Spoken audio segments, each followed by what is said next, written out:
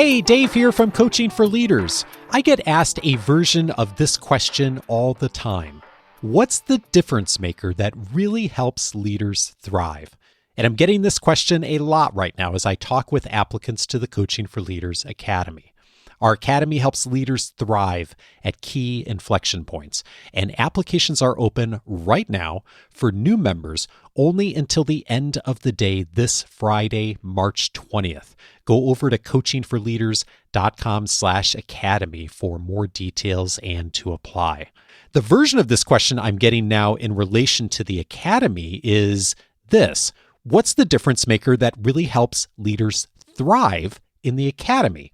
And we always end up talking about that when people apply, but I find that there's an even bigger question behind that.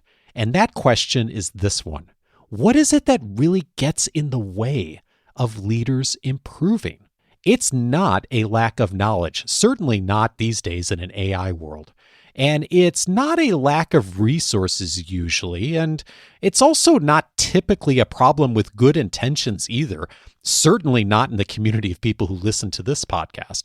Look, the context of every leadership situation is unique, and there are many nuances that come up in our work, but I'm constantly struck by how much is similar across all the leaders I work with, and especially similar is what gets in their ways.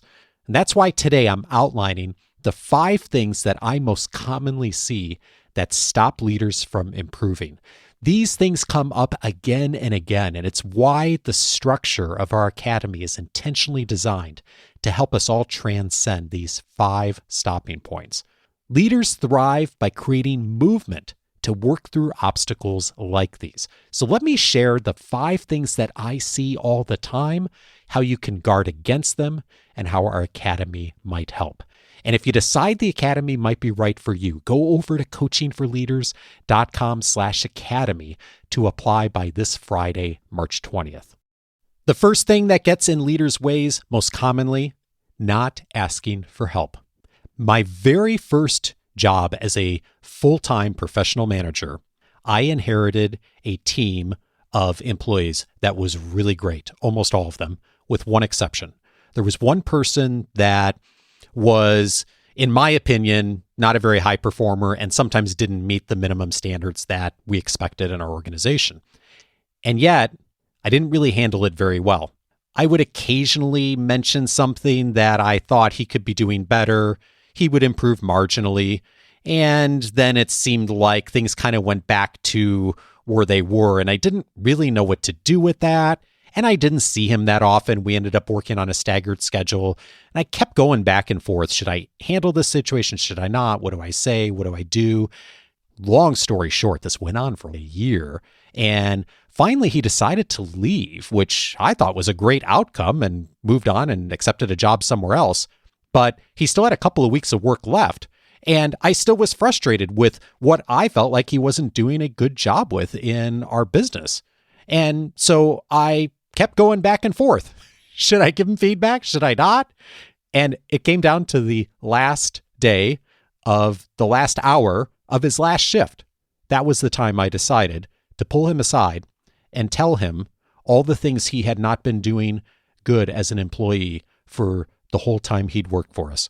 And as you might expect, he did not respond well to that. He got super frustrated with me, as I would have if it had been me in that situation. And I ended up asking him to leave. He stormed out. It was an awful end to a situation that I had mismanaged as a leader for over a year. And as bad as that was, and even in the moment, I remember thinking, boy, I really screwed up. I should have handled this situation better. I didn't appreciate how much I had screwed up until about 2 months later, when some of my other employees who were the high performers ended up finding other positions. And no one ever said anything, but I know now, looking back, that a few of those people who left because they saw me mishandle a situation and not treat someone well. And when I look back all these years later on that situation, there are some obvious tactical things that I could have done. In fact, almost anything that I could have done at that time would have helped make the situation go better. And if I had just asked for help, it would inevitably have had a better outcome. And so I reflect on it and I wonder, well, why didn't I ask for help? There's so many obvious things I could have done that anyone would have given me advice on. And the reason I didn't, the honest reason, is I didn't want anyone to know that I didn't have stuff figured out.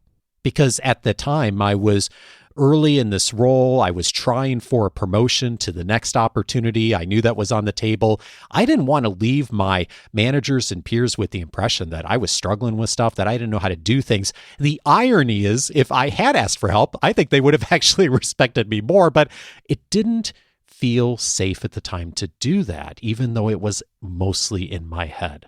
And I say that because we all know that we should ask for help, but we often don't, because either it's not safe to do so, as in people will hold that against us, which sadly is the reality in some organizations.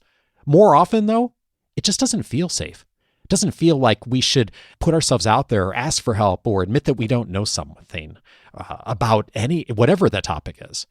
So if you find yourself in this situation, as I do still today, reminding myself of the importance of asking for help, first step, find someone who is safe that you can ask help of. I think ideally finding someone in your professional, maybe even your personal network that has a similar role that you do, maybe is at a similar place in their career, but who isn't in the politics or the stuff of your organization or industry. So they're invested in you, but not invested in the situation. It's why we build this into the academy and why we bring together leaders from all different industries to work together so that nobody's competing. And not only so that it feels safe in the moment, but that it actually is safe to be able to ask for help. We design asking for help in all of our work in the academy. In fact, one of our key prompts is, how can we help today when we start conversations? There's two big reasons that's important. One is it helps in the moment, of course, with the immediate issue, whatever's happening that's in front of a leader that hopefully we can support them on with next steps.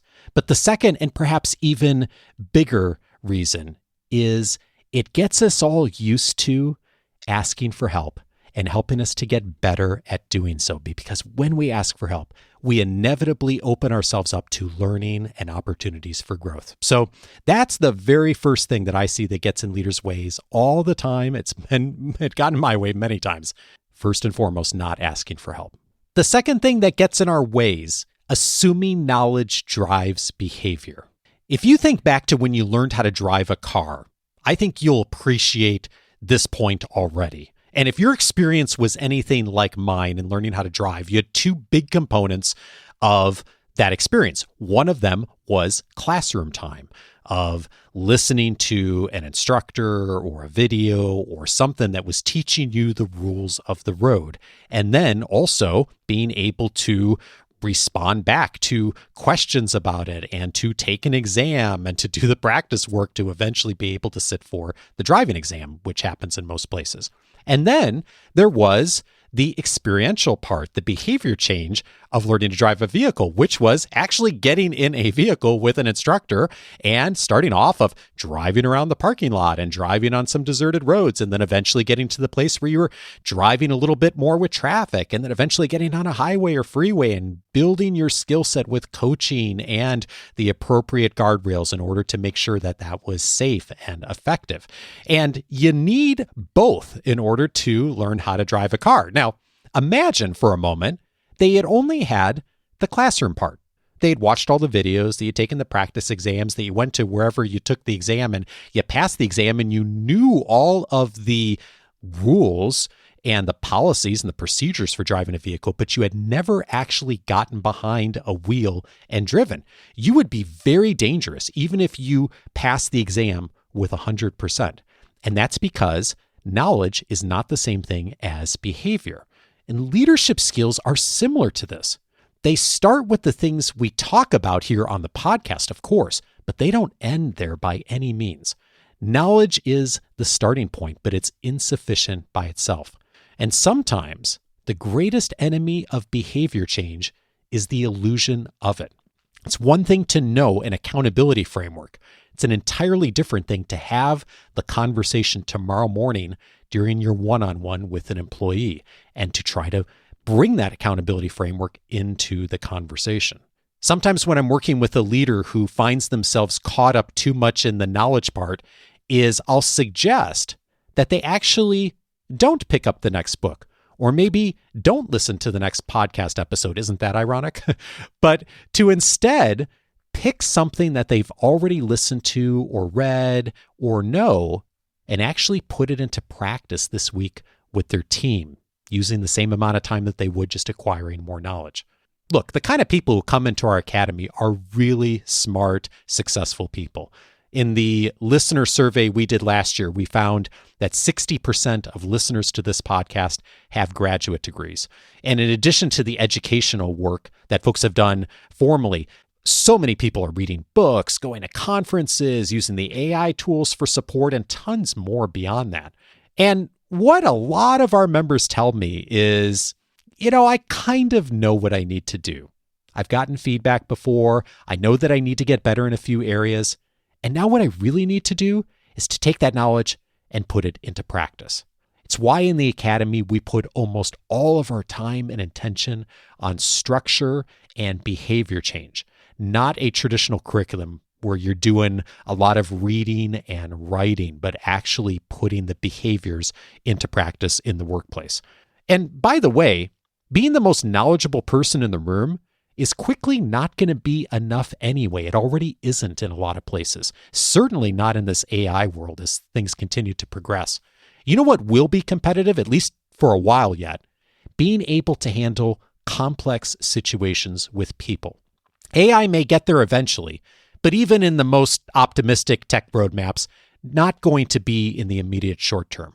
And leaders who go beyond knowledge and develop and enhance great people skills in practice are going to have so much more influence in this AI world. Knowledge is an essential starting point, but it's just insufficient on its own. That's why our academy is focused on putting knowledge into immediate practice so that we don't get caught up as much in this stopping point of assuming that knowledge drives behavior. The third item that I see get in our ways most often is setting the tactical bar too high. Now, setting high standards is a really important thing for all of us when it comes to the vision we have for ourselves and our careers and our teams and the people who work with us and the goals we set and the expectations for how we show up for each other, ourselves, and for others in our organizations. Those should be very high standards for all of us. But those things are all outcomes. They're not tactics. And those are very different things. When it comes to getting better at something, our behaviors, we need to actually lower the bar for our tactics. Let me explain with an example. One of our leaders recently came into the academy and said, I want to work on being a leader who appreciates and recognizes employees. And they set that as a standard. That is a high bar, a high standard. I think something that we would all agree with, a great goal. No one would argue with that of being an important leadership competency. The temptation, though, is when setting a goal like that is to take on too much initially in tactics. And when I see someone set a goal like that, one of the most common things that they will do is say, okay, I want to get better at appreciating and recognizing people. I am going to work that into every single conversation that I have today. And many people will do a good job at getting started with that. And in fact, will do it most of the time in most of their conversations in the first few days that they do it. But something interesting almost always happens. Someone who sets the goal of being better at recognizing and appreciating employees in every conversation gets to the end of the day, and if they had 10 conversations that day and they were successful at appreciating or recognizing people in 7 of those conversations, they almost never think back on the day and go, that was really great. I had a 70% success rate. I talked to so many people today. I recognized and appreciated people. I did exactly what I wanted to do. That almost never happens.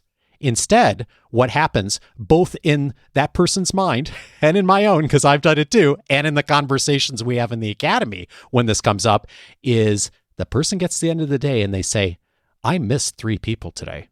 And then they say, tomorrow I'll do better. And they go tomorrow and they attempt the same thing. And maybe they get to 6 or 7 or 8 people again, but they missed another 1 or 2. And there's something about the psychology of setting that tactical bar so high of how we just show up as people. And a lot of us being high achievers and a lot of us having been rewarded for having great outcomes in our lives of checking the box and getting good grades and all those things that whenever we don't do it perfectly right out of the bat, we criticize ourselves for the things that we didn't do. And we have a hard time appreciating the progress that we're already making. And you know what happens is that people stop pretty quickly, not because they failed, but because they didn't meet their tactical expectation. I wanted to recognize everyone and I missed 2 people today and tomorrow I missed someone else. And all of a sudden we feel like we failed, even though the exact opposite is actually what happened. The way you make sustainable behavior change is by starting small on tactics, clearing the bar a few times, building momentum, shifting direction as you learn more and get feedback, and staying consistent. So in the Academy, we set expectations for our outcomes very high in the visions we write and the commitments we make, but we set the tactical bar much lower, much differently. How low? 5 minutes. 1 action, once a day by design. One of the biggest challenges I have in coaching people is starting small with their tactics, because a lot of us have been socialized to aim high, as we should. But we think that means aiming high on every tactical step, which is usually counterproductive in the busy schedules that most leaders have.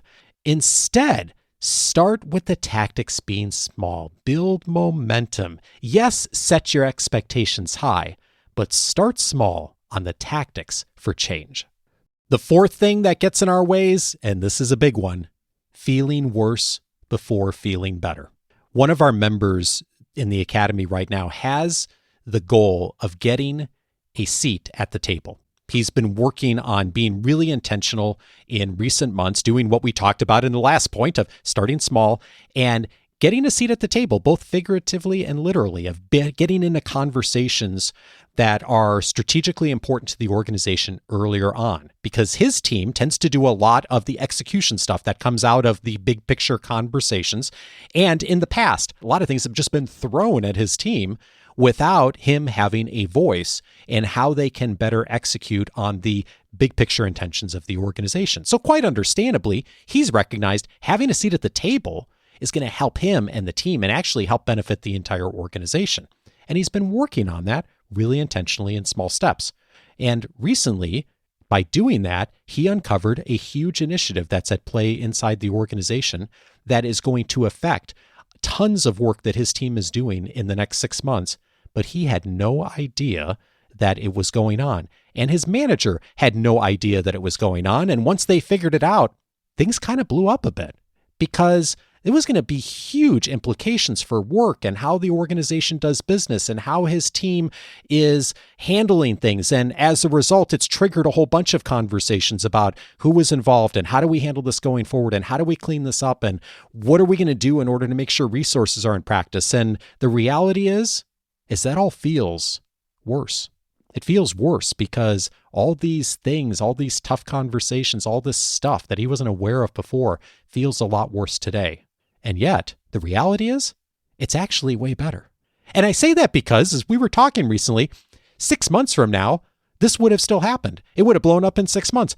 The difference is, by it happening today, by him having gotten a seat at the table and starting to take action on this and being proactive, he was able to figure out today, which would have been a disaster 6 months from now. And as a result, not only is he doing that proactively, but having really healthy conversations that have been triggered by this inside the organization. And now he's showing up with a seat at the table in a lot of these conversations and changing that dynamic of how the team works.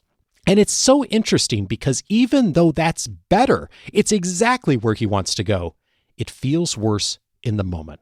And that comes to the reality that so many of us run into when we're working on getting better at some of our leadership skills, is that something that feels worse is sometimes the best indicator that you're on the right track. And that's why when we get into our commitments in the academy, we plan out in advance. What are some of the things that we're likely to notice when we're on the right track? And as you'd expect, some of those things are positive. Hey, if I have a seat at the table, people are going to invite me to more meetings. I'm going to know things sooner that are happening. All that thing's good. But we also invite all of our members to write down in advance some of the negative things, so we know that it's okay when it comes up. And sometimes it's an indicator we're making progress. I'm going to hear about more problems if I have a seat at the table. I'm going to get in some uncomfortable situations if I have a seat at the table. Those are things that are really important to know. Now, let's be real here. Sometimes things get worse, and they really are worse, and that's not good. And that's why it's important to do two things in advance on this. First of all, write down for the record, what are the frictions that you're likely to run into along the way? So you can anticipate the things that are likely to happen that are the expectations and the expected frictions, but you can also parse that from the things that happen that aren't healthy. And then secondly, talk to people who can help you objectively assess what's good, healthy tension, and what isn't. It's why we build both into every commitment that every leader takes on in our academy. The fifth and final thing that most commonly gets in our ways is not noticing any improvement. This is a big one. I was thinking about this recently in the context of our kids. Our kids are now 14 and 12 years old. Some of you have listened to this podcast far enough back to remember when they were born. It's been an incredible journey over these years.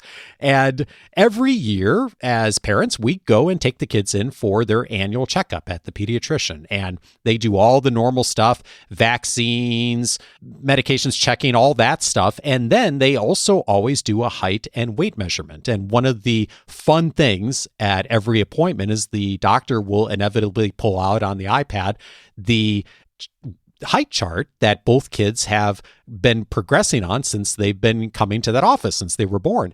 And we look at how much they've grown in the last year. And this past year, like with teenagers now, wow, it's crazy how much they've grown, like inches over the course of the year. And of course, that's coming a lot in this next year or two as well, as they're at this stage of growth. And what's really interesting is they never notice themselves. Our kids, they don't notice themselves being any taller. And I don't normally notice on a daily basis. So that if I step back and think about it, I'm like, oh yeah, wow, he is a lot taller than he was just like a few months ago. But I have to really stop and sort of consciously notice that. You know who does notice right away? My parents, who live in Chicago. When they see the kids and they only see them a couple times a year, they immediately notice. They'll walk into the room and my parents are like, oh my gosh, looks like you grew a foot, because they look totally different from the last time that they saw them. And it's because they have a little bit more objectivity because they are not so close to them every single day. And it's interesting that the same thing tends to happen with almost every leader that I work with. And the same thing happens myself, is that I tend not to notice my own improvements as quickly as other people do. And the opposite's true too, of course. The things that I don't do well, I tend to notice last without objective feedback. And we have it happen all the time in the academy where we'll be working with someone on something. I'm thinking about someone working on being more concise, and we all see them making some really big improvements on that, and they show up and they're handling things differently, and they're telling stories about how they've interacted differently in the workplace and showed up with their communication. And we all see it in their interactions. And then they'll say something like, oh, I don't know if I'm getting any better at this. And we all look and say, well, yeah, you're getting a lot better at it. We can all see the improvement objectively. But oftentimes the person who has made the improvement is the last person to notice. And when they realize it is when they go back and pull out their vision that they wrote at the start of where they want it to be and compare it to where they are today. And then they'll often say, oh, wow, I did change a lot. Because every leader in our academy records at the start what success looks like for each of their focus areas, where they want to go, and also records in their write-up how they are doing on that today, objectively. What's happening? What does the data look like? What kind of feedback are they getting at? So we can all clearly see what's most important for each individual leader and also what's improved. And nothing is more motivating than to go back and see how far you've already come on something. So have a practice to record where you are today on your skill set, whatever that is, where you're going, and then some sort of process to check in regularly to see your progress along the way. We do that as a practice in every academy cohort regularly, every 60 days of coming back to make sure we notice the progress that we're making and also noticing the things we're not improving on so we can course correct. And also we can keep ourselves motivated consistently. Okay, quick review. Here's those 5 things again that get in our ways. First, not asking for help. How do you get better at this? Well, find a safe person, someone who's doing similar things but isn't in your world daily. They're a great place to start. It's exactly why one major component of our academy is peer accountability partners to help cheer each other on, but also to help each other get unstuck. The second thing that gets in our way, assuming knowledge drives behavior. How do you guard against this? Well, a little less focus on getting more information and a little more focus on real-time behavior change. If you have to, set aside the book you're about to start and put that same time into implementing one thing you discovered from the last book that you haven't gotten to yet. It's why in our academy we build an entire structure around supporting behavior change. The third thing that gets in our way, setting the tactical bar too high. Yes, set your expectations, your goals, your vision high as you should. But then when you get to the tactical starting line, begin as small as you can. We build this right into our academy, 5 minutes a day, consistency over intensity, building confidence so we get sustainable movement.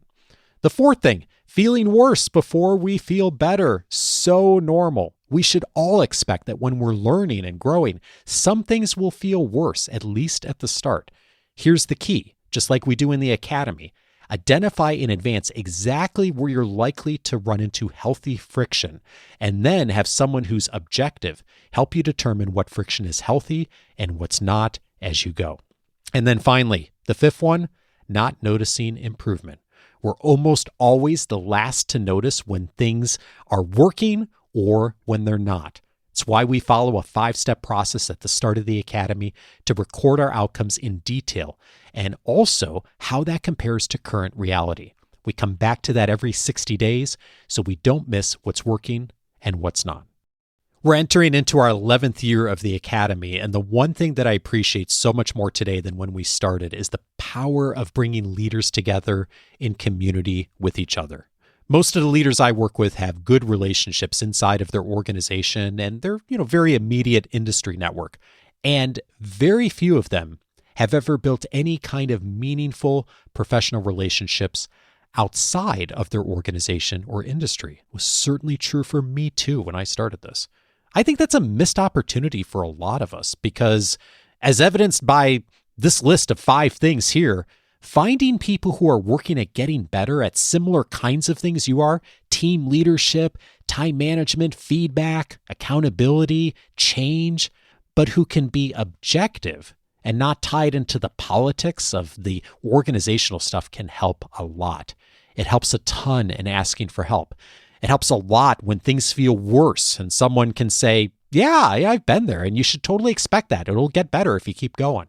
And it helps a lot to notice our improvements.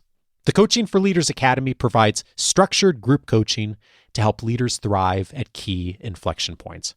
Whether that inflection point is a recent promotion or a new team, or maybe you've got a big new initiative, or maybe it's some recent feedback. My job is to help people move through those inflection points and thrive. Every cohort we begin as a small group of 6 to 7 peer leaders led personally by me for every session to help us all move forward. If you're at an inflection point right now, it's the right time for you to consider the academy. Here's where you need to go: coachingforleaders.com leadersway.com/academy. The entire structure of the academy is there, details, common questions, and most importantly, the application. It is an application-based program, and I'm accepting applications right now through this Friday, March 20th. Make sure to get there by Friday to be considered. Again, the link you need is coachingforleaders.com/academy, or just go over to coachingforleaders.com. You'll see the academy button at the very top of the page right there until Friday. If you're leading well and learning and growing, you are going to hit inflection points. And you're also going to have the tendency to want to stop when you hit one of these 5 obstacles. Our job in the academy is to keep you moving so you don't just survive, but really thrive in your work. Thanks for listening in, and I'm back on Monday with the next regular episode.